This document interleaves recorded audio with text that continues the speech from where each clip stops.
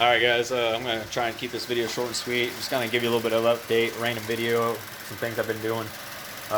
Been trying to narrow down a gas mileage issue, and I've been doing things little by little. I started out somewhat cheap. I put new fuel injectors in, and I changed the oil. I cleaned my throttle body, I cleaned my mass airflow sensor again, and I changed my oil a week ago, but then realized a few days later I had a oil leak. It was starting to seep oil around, and I thought, well shit, I'm going to have to get a new valve cover or a gasket and the grommets and change this gasket. And then I'd end up changing the oil again, because you never know what kind of dirt and crud you get down in the engine. You don't want that shit in your oil. But I was also wanting to change my O2 sensors. The upstream one didn't give me any fits. However, the downstream one gave me nothing but problems. I tried everything. I tried PV blast, tried to let it sit overnight, tried to break it loose the next morning, still didn't come out. Ended up having to take the pipe out and taking it to the exhaust shop, and long story short, they said they never seen the threads on a O2 sensor in the condition that they were in when they took it out of the pipe. And they said it looked like to them that the threads had also seized and shrunk at the same time. And they said that would probably be, that's why you couldn't get it out. Couldn't get it out of the pipe. And while I was waiting on that, because it was there at least a day and a half, I'd already had a lot of stuff taken out, because I was wanting to detail my engine bay. But I had my intake out, I had the battery box, the battery out, the fuse box out, the overflow tank for the coolant out. I had all the ground wires pulled and stuff, and was cleaning all the chassis and stuff like that, and had the front bumper off, the headlights out. I was just being really OCD like I normally am, cleaning stuff. And I took the intake manifold off because I thought it'd be a lot easier to get to the O2 sensor from above. And it is, but you really don't get the leverage that you need, or that you think that you're going to get it off, because the O2 sensor socket, they'll just expand if the sensor's on too tight and you're trying to break it loose. And so I ended up cutting the wire off on the sensor and tried to get a regular socket on there. Well, that didn't work. So I knew I was SOL on that, putting it back together and doing it another day. So it had to come off. And when I had my intake manifold off, I realized, I looked down inside where you look down in the middle port and you see the orange nipple with a bunch of circles, that's where the PCV system is. Well, mine was gone. So I thought, well, it's time for a new intake manifold. So what I ended up doing is I ordered a Dorman intake manifold, part number 615-380.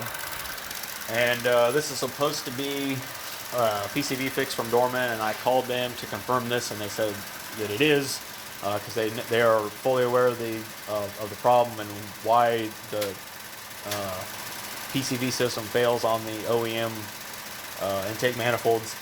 And I was telling them about this upgrade that a lot of people are doing, that are called the PCV V2 and V3 kits, where they work around the PCV system. And I gave them an in-depth of what people are doing, or what I saw, and they said that modification is not necessary with this new intake manifold. It was something I was thinking about doing, but I know only one person that makes them, and I'm not going to buy them from him. I'm going to buy my own shit, copy his kit, and do it myself. So I'll never buy anything from this dude. And some people that watch this video know who I'm talking about. But I haven't really done anything performance-wise. I've been wanting to get the exhaust down pipe and mid pipe kit from ZZP to get a little bit better, exhaust flow, and get a different muffler and tip, because I want to get something that's going to have a deep rumble to it, not something that's going to sound like a stupid fucking ricer.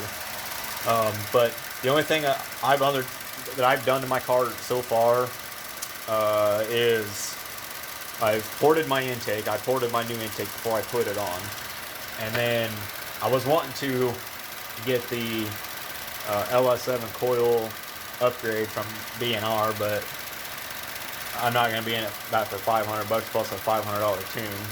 So I ended up settling for OE type MSD coil pack, and I got a K&N intake, and I ended up doing a little something different with this.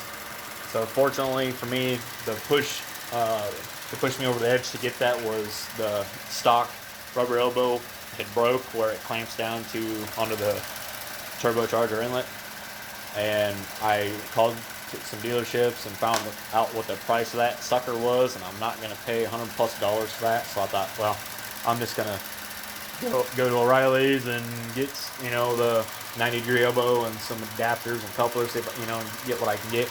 And I got a 3-inch to a 2-inch adapter and a 3-inch coupler and the 90-degree elbow, and it actually looks a lot better. It gives the engine bay some more contrast. And then I got the big 3-wire kit from ZZP. I haven't seen much of an improvement with that. Only time will tell on that, but we'll see what that does, you know, in the future, and see what these new O2 sensors do for gas mileage. I know these cars get damn good gas mileage.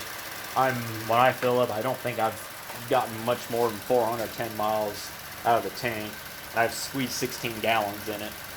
And I went to look at a cruze for a friend, and it was full, and it was an LTZ, I believe, and it was completely full, and it read over 500 miles to the tank. And then right then and there, I knew something was going on. And you know, I'm not an aggressive driver. I don't get on it. I don't slam on the brakes or anything like that. So I know I should be getting better gas mileage than what I'm getting now. My tank right now is 3/4 of a tank full, and it's saying 315 miles left of the tank. That should read about 100 miles more, if you ask me, because I've used a little over 3 gallons. So I should be about in the 100-mile range on top of that, but it's not, so I don't know what's going on. So I put a fuel system cleaner in here just recently. My last fill up, we'll run the rest of that gas through. I'll fill it up and see what it does, and then if it doesn't do anything, I'll fill it up again, and then I'll put another fuel system cleaner in it and see what it does then. But only time will tell with that. But she's all clean, she's all back together, she's running, she's purring. So that's the main thing. But my box and my car kind of match somewhat. but all right. I just wanted to do a kind of a random video, and I'm bored. When I get bored, I just do random shit. So, but good random shit, obviously. But yeah,